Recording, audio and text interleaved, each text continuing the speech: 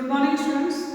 BA third की economics की class में टॉपिक थर्ड जो कि सेक्शन फर्स्ट का ही होगा, वो सेक्शन फर्स्ट में जो नया टॉपिक जिसकी आज हम चर्चा करेंगे वो है आपका विदेशी विनिमय बाजार एवं विनिमय दर।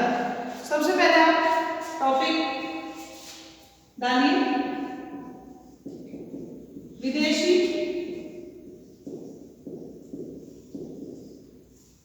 विनिमय विदेशी विनिमय बाजार एवं विनिमय दर। विनिमय दर यह आपका सेक्शन फर्स्ट का नया टॉपिक है। ये टॉपिक काफी इंपॉर्टेंट है एग्जाम के दृष्टिकोण से। वर्तमान युग में विश्व का कोई भी देश जो है आत्मनिर्भर नहीं है। आत्मनिर्भर का मतलब होता है कि ऐसा नहीं है कि वो अपने द्वारा उत्पादित वस्तुओं और सेवाओं से ही संतुष्ट है। कहने का मतलब सारी की सारी वस्तुएं उसके द्वारा उत्पादित कर ली जाती है या उसे कोई दूसरे देश से विभिन्न वस्तुओं की आवश्यकता नहीं होती है। अब जब कोई देश आत्मनिर्भर नहीं है, विभिन्न देश यदि अपनी आवश्यकता की पूर्ति स्वयं कर लेते तो अंतर्राष्ट्रीय आर्थिक संबंध जो आज सभी देशों में पाए जाते हैं वो स्थापित नहीं होते। आज भारत का संबंध अमेरिका से, भारत का संबंध रूस से, जापान से, सऊदी अरब से, दुबई से, इन सब से भारत के व्यापारिक संबंध हैं। ये व्यापारिक संबंध क्यों बने हैं? ये व्यापारिक संबंध इसलिए बने हैं क्योंकि भारत ने इन विभिन्न देशों से वस्तुओं और सेवाओं का आयात और निर्यात किया है, क्योंकि भारत पूरी तरह से आत्मनिर्भर नहीं है। तो भारत की बात नहीं कर रहे हैं, कोई भी जो विकसित देश है वो पूरी तरह से आत्मनिर्भर नहीं है। कहने का मतलब उससे जिन वस्तुओं की आवश्यकता है वो सभी की सभी उसके द्वारा उत्पादित कर ली जाती है। अगर हम आत्मनिर्भर हो जाते तो हमारे इन देशों से अंतर्राष्ट्रीय संबंध नहीं बन पाते।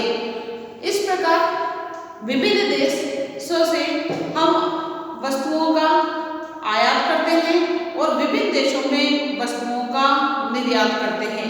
इस प्रकार हमारा विभिन्न देशों के बीच में जो संबंध बना है वो अंतर्राष्ट्रीय संबंध कहलाता है।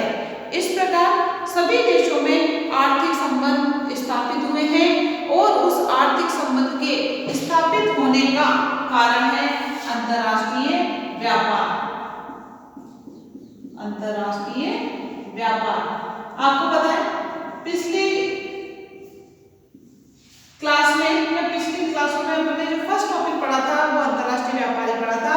और अंतर्राष्ट्रीय व्यापार में आपको मैंने बताया कि एक देश का जब विभिन्न देशों के मध्य जो व्यापार होता है वो अंतर्राष्ट्रीय व्यापार कहलाता है। इस प्रकार विभिन्न देशों के बीच जो वस्तुओं और सेवाओं का आयात निर्यात होता है वो अंतर्राष्ट्रीय व्यापार के कारण ही होता है।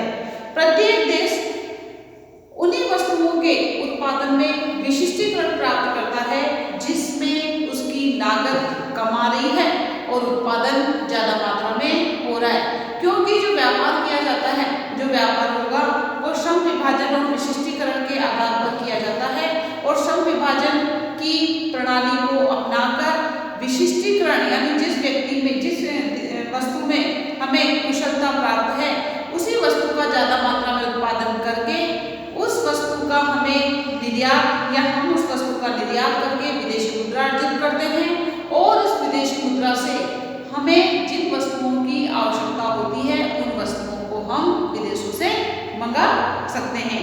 इस प्रकार जिसके उत्पादन में सापेक्षिक कुशलता अधिक होती है वह देश उसी वस्तु का उत्पादन करके विशिष्टीकरण की नीति को अपनाकर ज्यादा लाभ प्राप्त करने की कोशिश करता है और इसी से अंतर्राष्ट्रीय व्यापार का महत्व बढ़ गया, क्योंकि प्रत्येक देश उसी वस्तु का उत्पादन करेगा जिसमें उसे लाभ की संभावनाएं ज्यादा होती है। अभी जो अंतर्राष्ट्रीय व्यापार है, जब अपन एक देश से दूसरे देश से वस्तुएं मंगा रहे हैं, एक देश से दूसरे देश में वस्तुएं भेज रहे हैं, तो इस अंतर्राष्ट्रीय व्यापार के कारण ही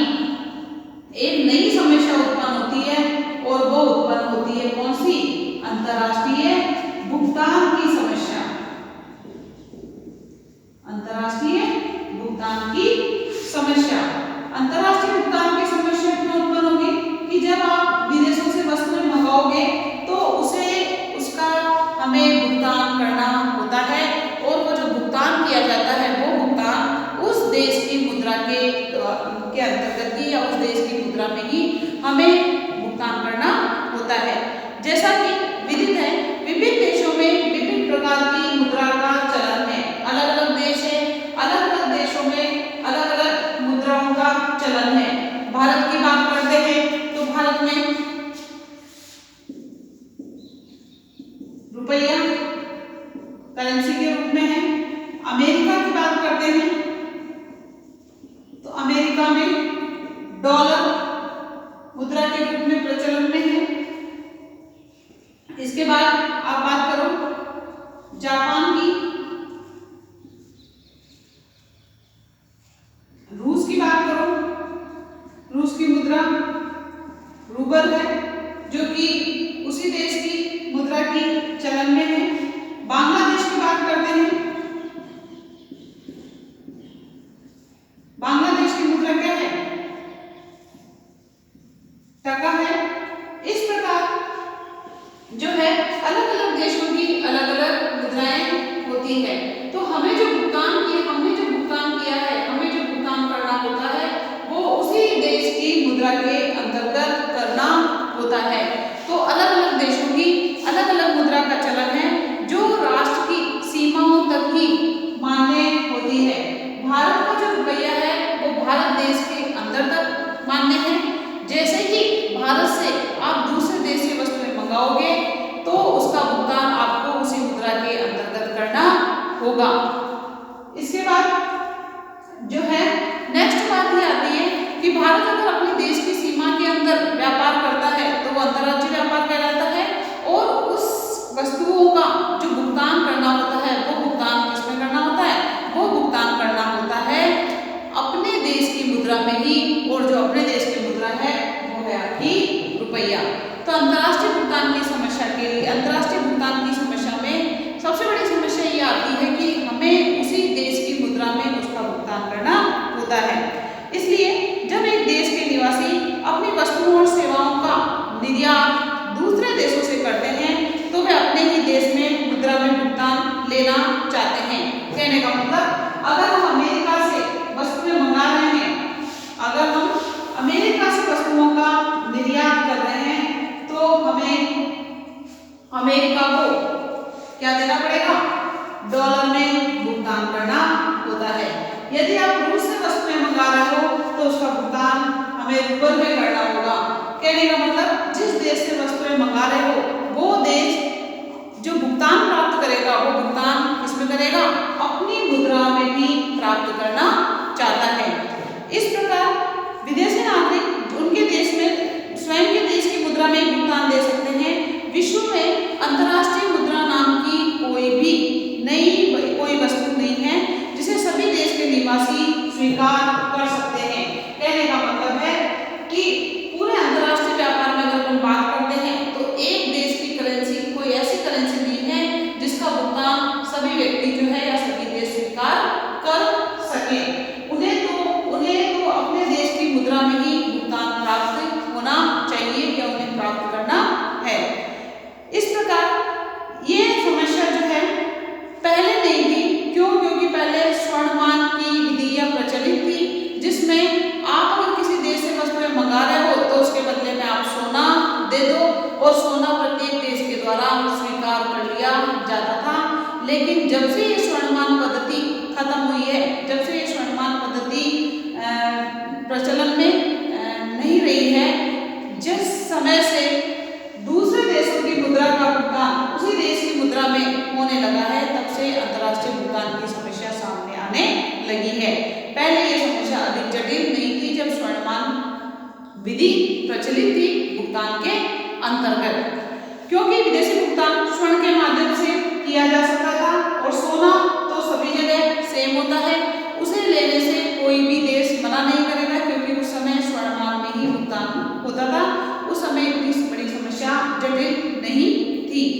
परंतु वर्तमान युग में अगर हम बात करते हैं तो प्रत्येक देश मुद्रा को दूसरे देश की मुद्रा में बदलना चाहता है, विदेशी दायित्वों को जुटाना एक जटिल समस्या हो गई, क्योंकि अगर भारत के द्वारा जब कोई वस्तु अमेरिका से मंगाई जाएगी तो उसे भारत को पहले रुपए को किसमें कन्वर्ट कराना पड़ेगा, डॉलर में कन्वर्ट कराना पड़ेगा, और डॉलर में ही अमेरिका को उसका भुगतान देना होता है, क्योंकि भारत सिर्फ अपनी मुद्रा को बना सकता है, रुपये को, ना कि डॉलर को, रूबल को, टका को, ये सारी मुद्राओं को जो है नहीं बना सकता है। इसका भुगतान तो वो है निर्यात के द्वारा ही या अपनी मुद्रा को दूसरे देश की मुद्रा में परिवर्तित करके ही कर सकता है।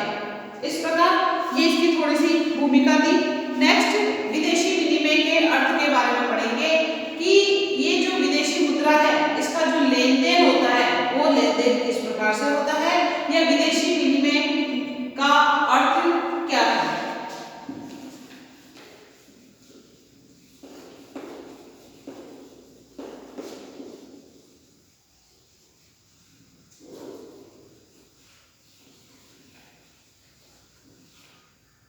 नेक्स्ट विदेशी विनिमय का अर्थ।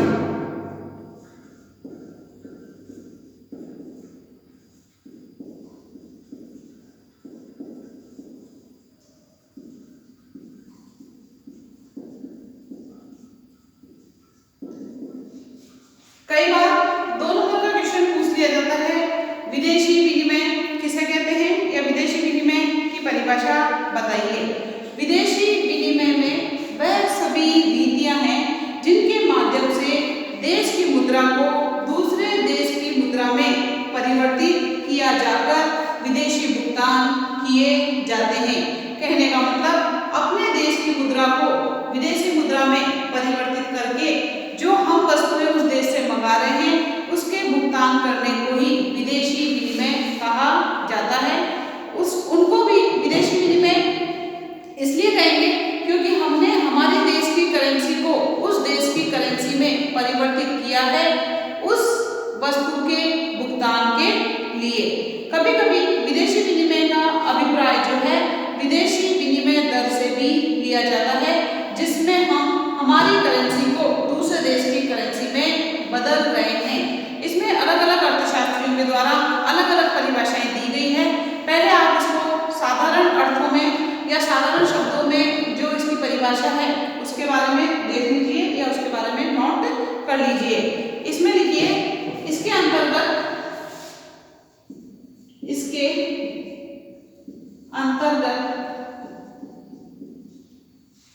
वह सभी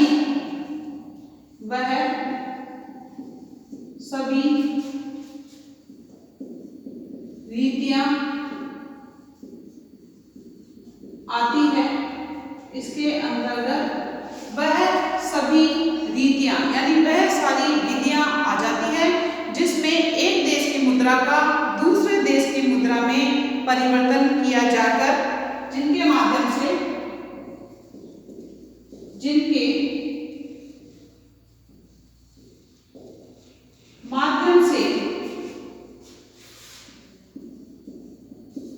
एक देश की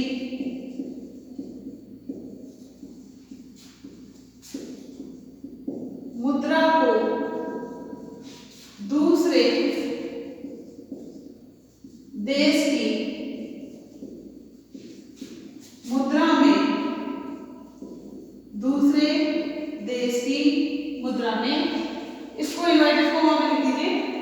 इसके अंतर्गत वह सभी रीतियां आती है जिनके माध्यम से एक देश की मुद्रा को दूसरे देश की मुद्रा में परिवर्तित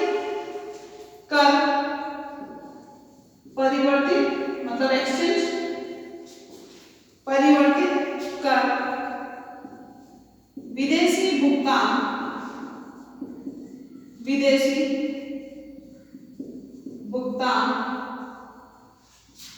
किए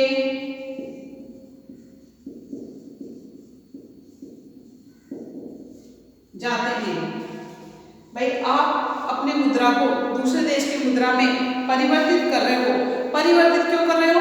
क्योंकि आपने दूसरे देश से वस्तुएं मंगाई हैं तो अब उनका भुगतान करना होगा, इसलिए उसे विदेशी विनिमय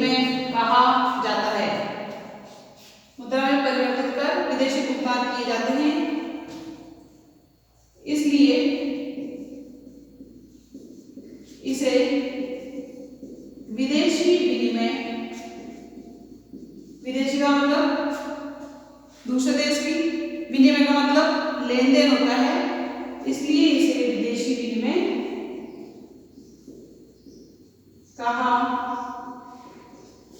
जाता है। यह आपका साधारण शब्दों में इसकी विदेशी विनिमय के बारे में बता दिया है। अलग अलग अर्थशास्त्रियों के द्वारा अलग अलग बात कही है। इसको आप नोट डाउन कर लीजिए या स्क्रीनशॉट ले लो।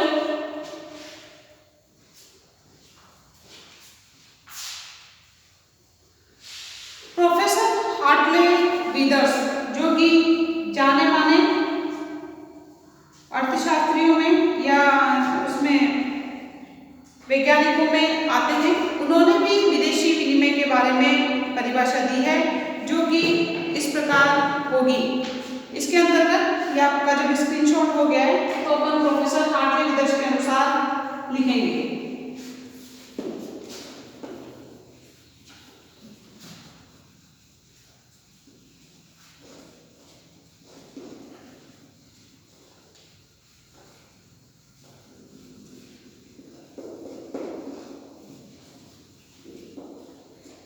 कई बार अर्थशास्त्रियों के द्वारा जो परिभाषा दी जाती है या अर्थशास्त्रियों के द्वारा जब अपन एग्जाम में परिभाषा देते हैं, इससे एग्जामिनर को भी ये लगता है कि बच्चे ने जो है पढ़ाई प्रॉपर रूप में की है और उसे विभिन्न अर्थशास्त्रियों के द्वारा दी गई परिभाषाओं के बारे में भी ज्ञान है।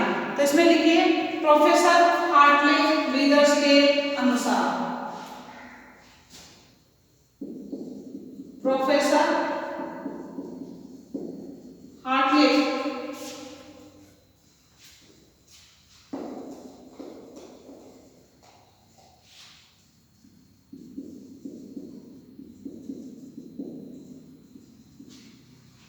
के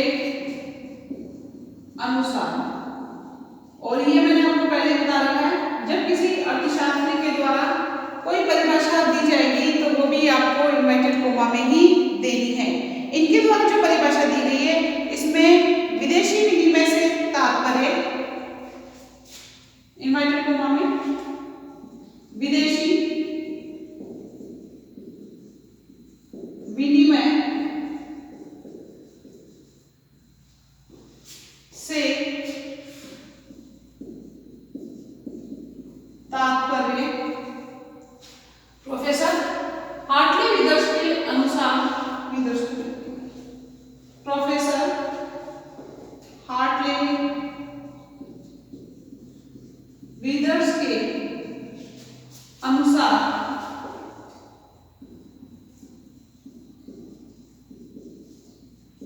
विदेशी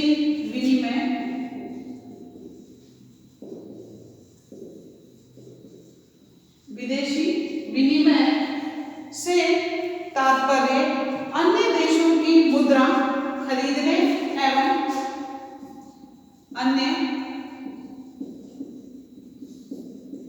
देशों की मुद्रा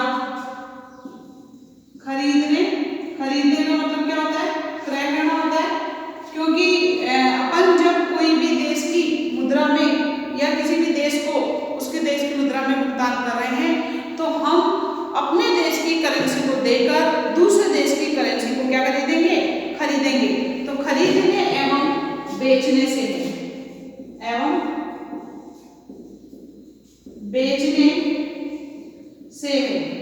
तो जिस प्रकार बाजार में व्यक्ति वस्तुओं और सेवाओं को खरीदने जाता है तो जो उपभोक्ता होता है वो तो खरीदता है और जो विक्रेता होता है, जो कि दुकानदार होता है, वो बेचता है।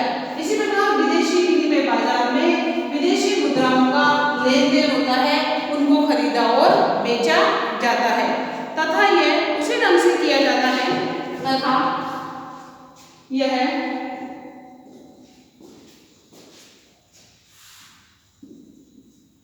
उसी ढंग से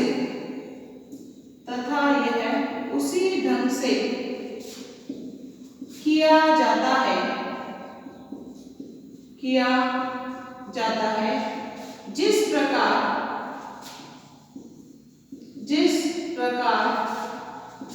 साधारण बाजार में वस्तुएं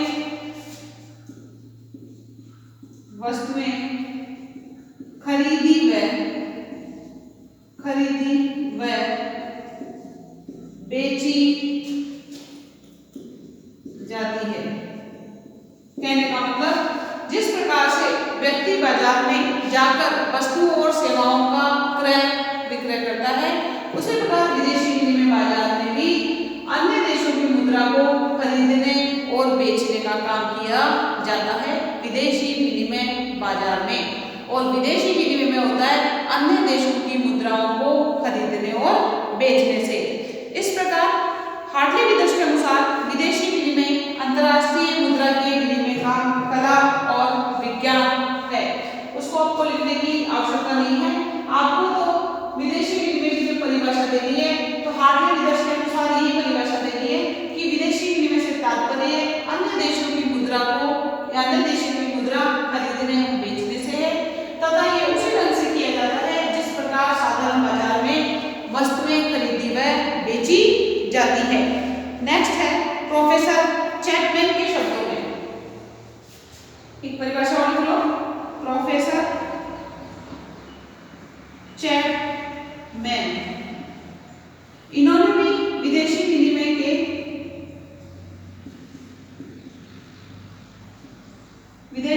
विनिमय के संबंध में परिभाषा दी है। प्रोफेसर चैपमैन भी प्रसिद्ध वैज्ञानिकों में अर्थशास्त्रियों के अंतर्गत आते हैं। इन्होंने भी अपने जो है अर्थशास्त्र के संबंध में अपने विचार प्रस्तुत किए हैं। इनका कहना है विदेशी विनिमय वह पद्धति है जिसके द्वारा इन्वर्टेड कॉमा में विदेशी विनिमय वह पद्धति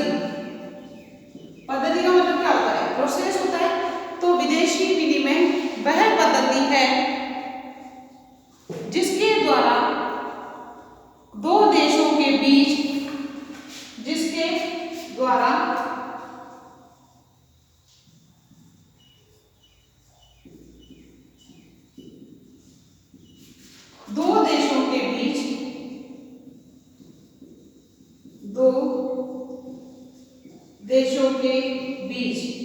क्योंकि जो अंतर्राष्ट्रीय व्यापार होता है वो दो या दो से अधिक देशों के बीच में होता है। तो अंतर्राष्ट्रीय व्यापार में दो देश या दो देशों से ज्यादा जो व्यापार होता है, तो इस केस में जिसके द्वारा दो देशों के बीच जिनमें विभिन्न प्रकार की मुद्राएं चलन में हैं, विभिन्न प्रकार की मुद्राएं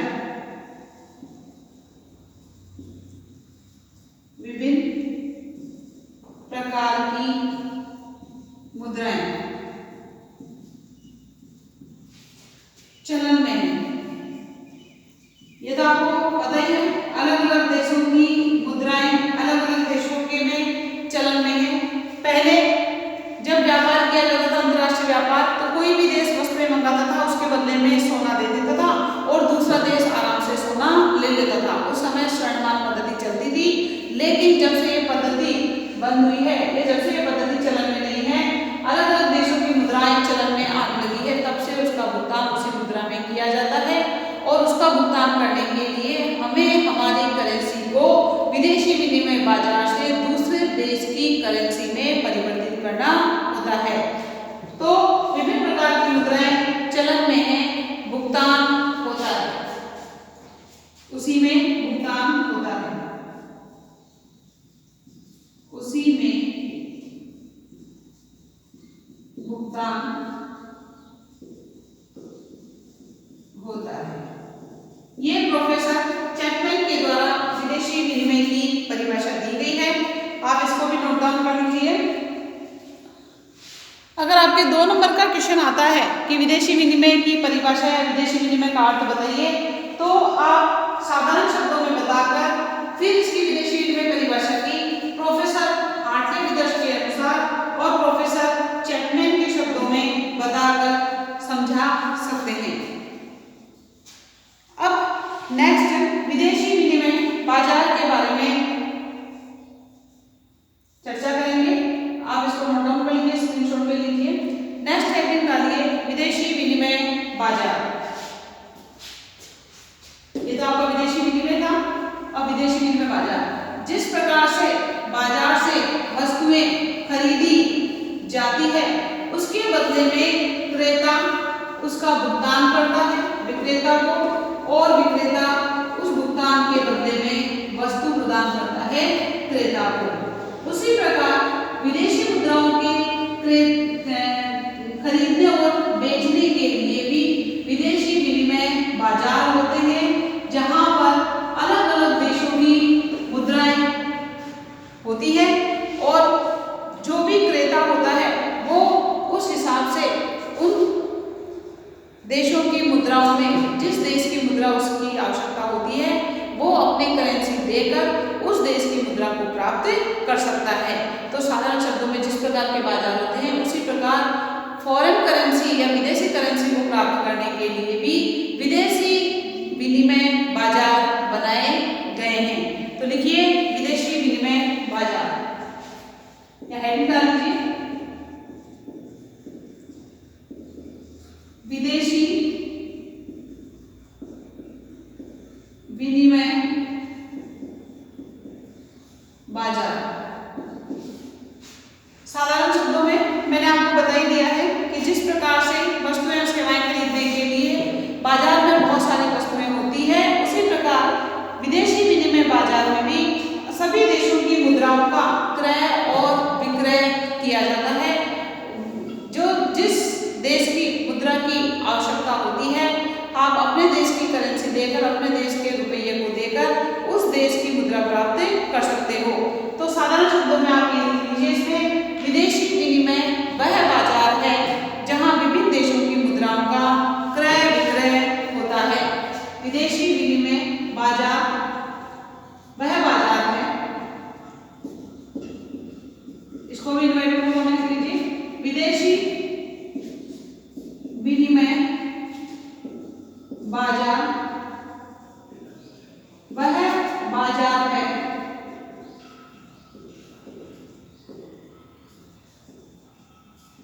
जहां विदेशी विनिमय बाजार वह बाजार है जहां विभिन्न देशों की मुद्राओं का, जहां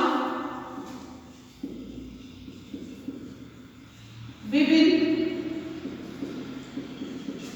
देशों की मुद्राओं का क्रय विक्रय होता है, क्रय विक्रय होता है और इसकी इन्वर्टेड कॉमा क्लोज्ड। इस प्रकार विदेशी विनिमय बाजारों के बारे में बता सकते हैं। अब विदेशी विनिमय बाजार की बारे में या विदेशी विनिमय बाजार के बारे में बताने के बाद विदेशी विनिमय बाजार की विभिन्न क्रियाएं होती है। इन विभिन्न क्रियाओं में 3 मुख्य क्रियाएं की जाती है, जिसमें सबसे पहला है धन का हस्तांतरण। 3 क्रियाएं होती हैं, 3 क्रियाएं मुख्य रूप में होती है। विदेशी विनिमय बाजार की 3 क्रियाएं मुख्य होती है। फर्स्ट है धन का हस्तांतरण, सेकंड है साख का आधार, साख का आधार, और जो आपका थर्ड होगा वो होगा सौदे की पेशबंदी करना। सौदे की पेशबंदी करना। सिर्फ इनके आप लोगों को मुख्य क्रियाओं के नाम के बारे में ही जानकारी होना बहुत है। बड़ा रूप में जानकारी क्वेश्चंस के रूप में नहीं पूछी जाती है।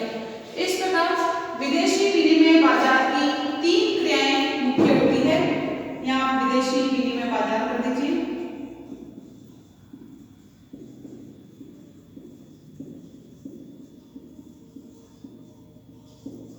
विदेशी विनिमय बाजार की 3 क्रियाएं होती हैं जो कि इस प्रकार है। आगे नेक्स्ट क्लास में विनिमय दर से क्या आशय है या विनिमय दर किसे कहते हैं उसके बारे में अध्ययन किया जाएगा।